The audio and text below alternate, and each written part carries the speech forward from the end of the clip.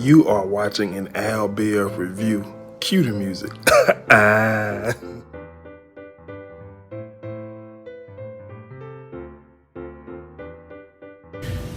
What's going on, guys? Welcome back to my channel. If you're new, be sure to subscribe. Everyone, be sure to like, comment, and share. I'm here with the Love and Hip Hop Atlanta review.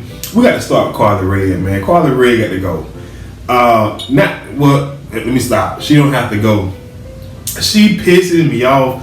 Everybody is listening to her talk about Arkansas more pissing me off. Anybody who will listen, Carly going around telling these people that basically this man is controlling. She's scared to listen to music because he might yell. Excuse me. She got a curfew and she's scared to talk and all this other type of stuff, but you want to be engaged to the man. First of all, I don't know if I believe it, but let's just say it's true. I don't feel pity for people that's like, I don't even know how to say this, appropriate way. But my thing, Carly known for leaving men left and right. Every season she dated a new man. So for her to try to stick around and make this thing work out more, I know you're looking for a storyline, but it's got to stop. You go to Rashida, telling Rashida how he just, up and left. You know what I'm saying? Out of the counseling session, left his ring. You go to Mimi, tell the same thing. You go to the Cena, and just anybody who will listen. And I'm just tired of it, man. She doing her best to make this man look like he a piece of trash, man. And from the few episodes that he was on the show, and I know we don't know this man for real, and we don't know what their relationship like, but from the few episodes that he was actually on the show, he seemed like he was actually a nice guy, that he actually cared for Carly, and he had her best interest at heart. Even when the situation about him possibly having a child from a previous relationship came up, he took, he was trying to, I guess, take care of it. He tried to assure Carly that, hey, I promise you I got proof, receipts, messages, emails, voicemails that we were not together when this happened. Like he went above and beyond to make sure that he treated Carly right. Now, this whole curfew thing, I don't care if you live in Atlanta, you Carly age red, 48, 50 years old, you ain't got no business to actually wanting to stay out until 3 or 4 o'clock in the morning. I'm just sorry. You trying to be somebody's wife at 40 plus. If you in your 20s, even your 30s, and you trying to, okay, cool, fine, perfect, but you almost, you closer to 60 than anything, and you talking about you mad because this man don't want you staying out 3 o'clock in the morning. I'm just tired of it, man. Carly got to stop with his foolishness, man. Anybody who listen to Carly complain about this man in this episode is dead wrong. That y'all just wrong. That man cannot be as bad as she trying to make him. I can't wait till the reunion for him to go off on her, him to go off on Rashida, and everybody else who was listening, talking about, oh, Carly, you deserve better, you deserve happiness, you don't deserve to be treated like that. I'm just saying, from what I seen and the way that he reacted, you know what I'm saying? She playing the victim in therapy. She playing the victim when she telling the story to her friend. It's just too much. It's too much. I'm on Arkansas most side here. I don't even got the whole situation. You know what I'm saying? But it's just like it's kind of getting out of hand with me. But anyways, since we're on the subject about, let's go to Mimi. So in this episode, Mimi girlfriend Ty making an appearance. My first time seeing her. Ty posted a picture of herself and Eva on Instagram, and Stevie left a reply saying that, I guess her and Mimi should adopt, and then, they have their exchange back and forth, Ty and Stevie. So Mimi decides to go see Stevie to put an end to this. Man, listen, I don't have kids, but you know what, man? It's so funny how I just believe if you're dealing with someone that has a child, the person with the child and the other parent to deal with their issues. Like, I just hate, and maybe it's because I don't have kids and I don't understand this, but the fact that Mimi sat up there and told this woman that she dated, all of her and Stevie's issues. Stevie don't pay child support. He don't never want to come see the child. Yada yada yada yada yada yada. I don't know. I just kind of had an issue with that. And I guess the reason I had an issue with it is because it has nothing to do with this woman. And another reason why I had issue with that is because this woman, I believe she's a professional ball player, so she's gone 6 and 7 months at a time. So you like her and Mimi is just kind of like a fling in my sight. Because if you go on half the year, who's to say that Stevie don't see the child as much as she does? But let me get back to what I want to say. So she went to go approach Stevie about the situation. Stevie was like, he was serious, they're a cute couple, they should adopt, yada yada yada. And Mimi was like, you know what I'm saying, he don't mean that, he was just trying to take a jab, and what he was really saying is you need to go find a child in your own, leave mine alone. Then Mimi took it as far as to say, Stevie's still in love with her, but he don't want him. I don't know. It's interesting because they situation works, Stevie and Mimi. And I just feel like when Mimi start dating people and bringing people into her and Stevie and they go to business, that's where the problems arrive. Because every season, Mimi talk about, how far she and Stevie have come on getting, on the co-parenting. She never complains about the child support not being paid, but then whoever she dated at the moment always bring up, well, he don't pay child support and he don't do that. She literally praises the ground that Stevie walks on until the person that she dating has something negative to say about this man that she's told him. And I just have an issue with that, because keep that. If you ain't gonna criticize them yourself, then stop telling the person that you with so they can go back and forth and criticize them. I just corny. That's soft to me. You know what I'm saying? But and then too, you know what I'm saying? Who's to say Stevie feels comfortable with, I guess, Eva having 2 mothers, or 3 in this case since he married to Faith. But you know what I'm saying? It's like, I don't know. That's a weird dynamic, man. If you and your child mother, y'all go y'all separate ways, and then the child mother decides that she want to date women.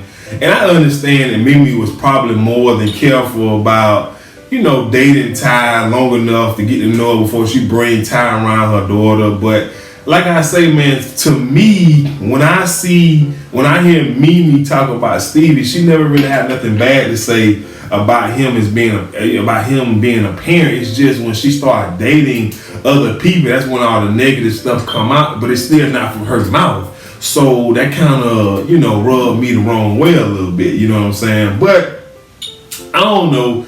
Mimi need to sit down somewhere. She lying to the girls, talking about something. She told Stevie about himself, and all he did was get up and run out the room because he couldn't take the truth. It ain't happening like that at all. Mimi, you need to stop. You doing too much for the cameras and your friends. Everybody know you all talk, but I just believe that Mimi, need to stop putting the people that she date into her and Stevie and Eva's business. That's just what I feel. But anywho, young JOC, Young Jock, man. Young Jock has got a situation on his hands. So the show pretty much kicked off with Jock. And I'm all over the place, but I kind of want to start with them 2 subjects because, you know what I'm saying, they were kind of eating away at me as I was watching the show. But Jock was conducting interviews for the salon. And the women that he was interviewing, like Kirk or Scrap said, he like go-go dancers. But the issue I have is, Jock, you don't know a damn thing about running a hair salon. That's why you went into business with Shalonda, whatever the woman name, to let her handle the actual, management day-to-day of the salon business while you just, invest and reap the benefits. So I had an issue with him overstepping his boundaries. That to me, I felt like he was overstepping his boundaries. Number 2, the type of women he was interviewing was completely inappropriate, and even Kirk said they were inappropriate. Like he shouldn't be interviewing those type of women. But I just feel like just because you investing money into a business or whatever the case is, you still have a lane that you need to stay in. And his it'll be different if he actually knew how to run a salon, if he actually, knew how to do hair and he was investing money, but he go there and get his hair done. He don't know anything other than quote unquote. He claimed he knows what good customer service is, but that's neither here nor there. So anywho, Kirk and Scrap asked him, have he talked to his baby mothers about, wanting to propose to Kendra, and he was like, nah, not yet, whoop-de-whoop. So later in the episode, he meets up with the two baby mothers, his ex-wife and Cena, the two that actually probably don't even want him no more, so they can kind of, they do well with him. The relationship they got with him is pretty good. And, basically they just trying to say, like, we hope that he's ready to settle down, be committed, be married, etc., etc. But they want to talk to Kendra to make sure her head in the right place, because Jock is a handful, and he is, and we all know Jock is not ready for marriage, and Kendra wasting her time, man. I'm sorry, man. She got to stop. She need to leave him alone. She wasting her time. So anyways, as the show goes on, Carly, we still on Young Jock situation. I know it's all over the place, but just bear with me. Carly goes to Shekinah to talk about Arkansas Mo.